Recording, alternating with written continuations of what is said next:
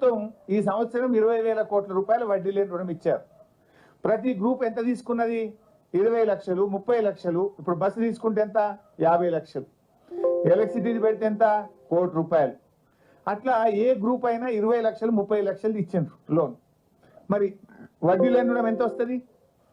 20 లక్షలు తీసుకుంటే 5 లక్షలకే వడ్డీ లేని రుణం. మిగతా 15 లక్షలకు 12.5% కాడికి బ్యాంకులకు మహిళలే వడ్డీ కట్టుకుంటున్నారు. అంటే ఆ మిగతా 15 లక్షలకు ఏడాది నెలకు 15,000 రూపాయల వడ్డీ అవుతుంది. కానీ బడ్జెట్లో ఏం చెప్తుండ్రు? 1,00,000 కోట్ల రూపాయల వడ్డీ లేని రుణం ఇస్తున్నాము అని బడ్జెట్లో చెప్పిండ్రు. అంటే వాళ్ళు తీసుకున్న మొత్తం డబ్బుకు వడ్డీ లేని రుణం ఇస్తే మీరు చెప్పింది నిజం. ఇస్తున్నది 5 లక్షలకు, కానీ చెప్తున్నది మొత్తానికి. అంటే నిజానికి 20,000 కోట్లు ఈ ఆర్థిక సంవత్సరంలో మహిళలకు అప్పిస్తే వడ్డీ లేని రుణం వర్తించేది 4-5 కోట్లకు పెంచదు. మిగతా 15-16 కోట్లకు మహిళలు 12.5% ఇంట్రెస్ట్ వాళ్ళే కట్టుకుంటున్నారు. అంటే అసెంబ్లీ సాక్షిగా ఈ రాష్ట్ర ప్రభుత్వం ఈ రాష్ట్రంలోని మా అక్కా చెల్లెలను మహిళలందరినీ కూడా దారుణంగా మోసం చేస్తా ఉంది, అబద్ధాలు చెప్తా ఉంది. బడ్జెట్ స్పీచ్ లో కూడా అబద్ధాలు చెప్తున్నారు. నేను ఉత్తగా చెప్తలేను. అసెంబ్లీలో ఈ ప్రభుత్వం ఇచ్చిన సమాధానం, ఇది సంతకం కూడా చూడండి కింద, ఈ సమాధానం ఇచ్చింది సీతక్క గారు. అసెంబ్లీలో ప్రభుత్వం తరఫున సమాధానం ఇచ్చారు. అంటే మహిళలకు 1,00,000 కోట్ల వడ్డీ లేని రుణం అనేది బోగస్ మాట, అబద్ధపు మాట అసెంబ్లీలో ఈ ప్రభుత్వం చెప్పింది. నంబర్ 1. Number 2, stitching charges. అది ఇంకా జోక్ ఏంటంటే పోయినసారి అదే పేజ్ 35లో చెప్పిండ్రు 2024-25లో. ఈసారి కూడా మక్కి అదే పేజ్ 35లో చెప్పిండ్రు. పోయిన అమలైందంటే కాలే. ఏంటిది ఇది?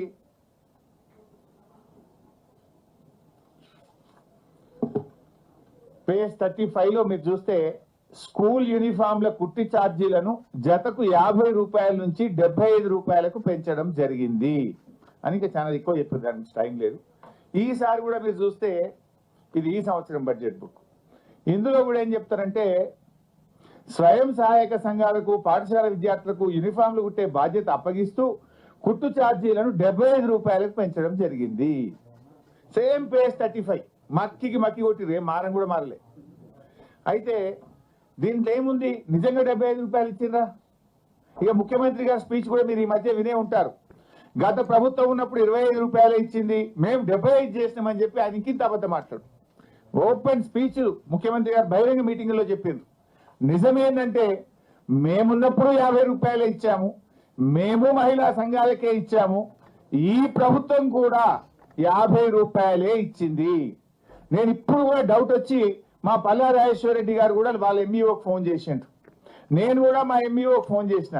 కొత్త ప్రభాకర్ అన్న కూడా వాళ్ళ దుబ్బాకి ఎంఈఓకి ఫోన్ చేసి అడిగిండు, ఏంది భయ్ మీరు 50 రూపాయలు వచ్చినాయా 75 రూపాయలు వచ్చినాయా అని అడిగితే వాళ్ళు స్పష్టంగా చెప్పింది ఏంటంటే 50 రూపాయలే వచ్చినాయి సార్, 75 రూపాయలు రాలేదు అని స్పష్టంగా చెప్పడం జరిగింది. అంటే దీన్ని బట్టి స్టిచ్చింగ్ ఛార్జీలు ఈ రాష్ట్రంలో ఏ మహిళా సంఘానికి కూడా ఈ రోజుకు 75 రూపాయలు రాలేదు, వచ్చింది 50 రూపాయలు మాత్రమే.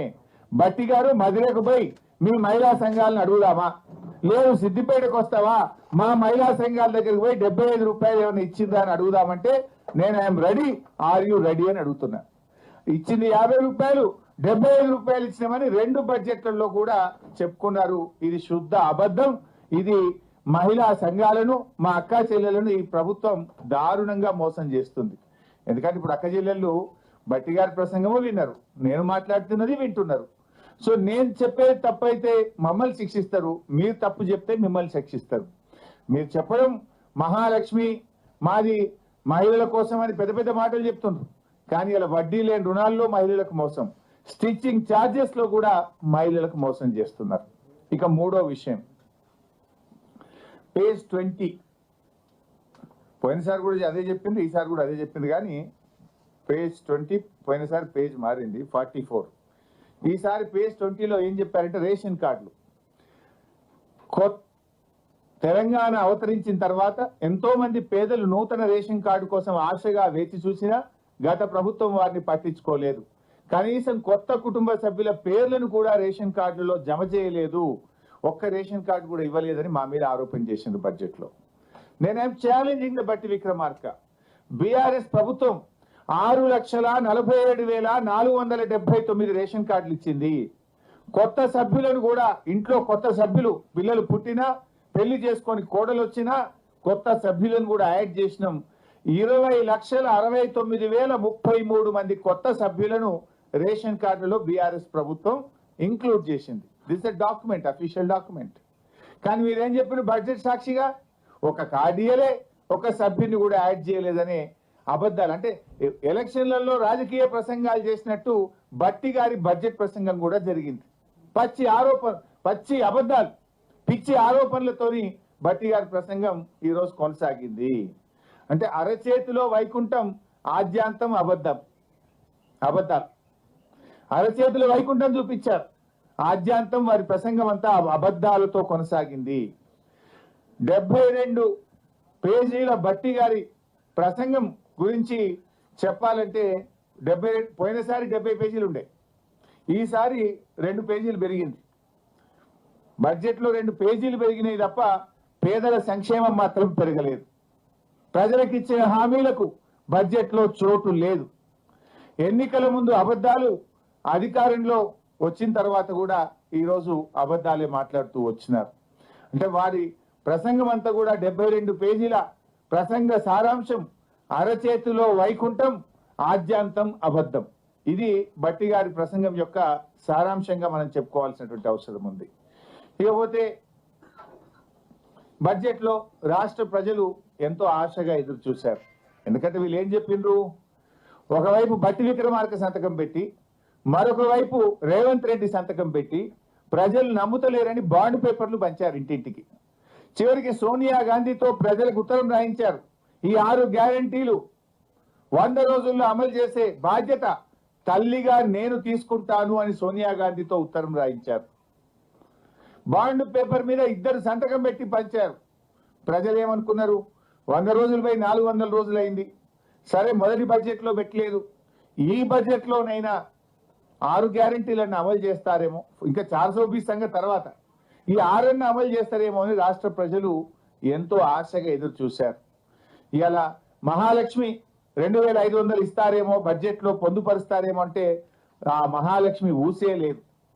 2,500 రూపాయల సంగతి దేవుడు కానీ 250 కోట్లతో అందాల పోటీలకు మాత్రం డబ్బులు పెట్టిండు రేవంత్ రెడ్డి.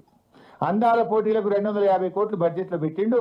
కానీ 2,500 రూపాయల మహాలక్ష్మికి మాత్రం నయా పైసా బడ్జెట్ లో పెట్టలేదు.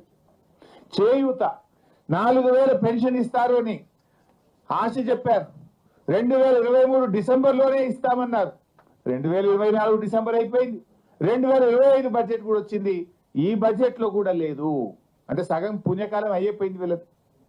అంటే ఇలా వృద్ధులను, వితంతువులను, గీత, చేనేత కార్మికులను, ఎయిడ్స్ పేషెంట్లను కూడా ఈ రాష్ట్ర ప్రభుత్వం 4,000 పెన్షన్ ఇవ్వకుండా బడ్జెట్ లో నిధులు పెట్టకుండా మోసం చేసిండ్రు.